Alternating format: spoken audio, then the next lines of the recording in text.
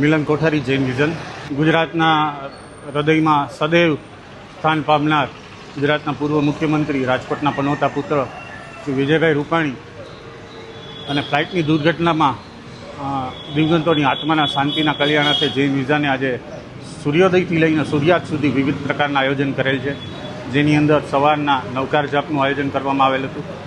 ત્યારબાદ જીવદયારૂપી જે જૈનોની કુળદેવી છે, તો રાજકોટ મહાજન પાંજરાપ રોડમાં 250 કિલો લાડવા ગૌમાતાને અર્પણ કરવામાં આવેલ હતું. 100 કિલો પક્ષીઓ માટે, પારેવાઓ માટે ચણ અર્પણ કરવામાં આવેલ હતું. ત્યારબાદ રામચરિત ફાઉન્ડેશન ટ્રસ્ટ છે, તેમને અમે તિથિ લખાવેલ છે, જે દીન દુખિયા ગરીબ લોકોને, નિર્ધારિત લોકોને જમાડે છે અને ટિફિન પહોંચાડે છે.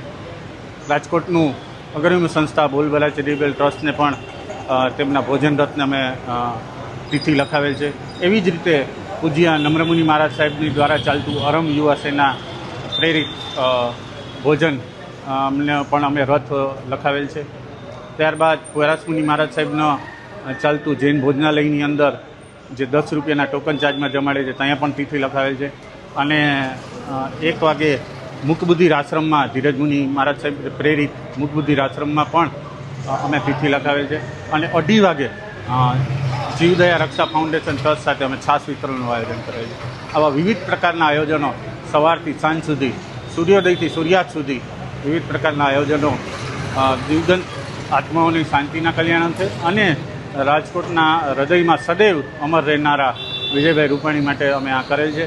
અને એમના માટે આ બધા કાર્યો કરી અને એમને સાચા રૂપમાં શ્રદ્ધાંજલિ અને પાઠવશું.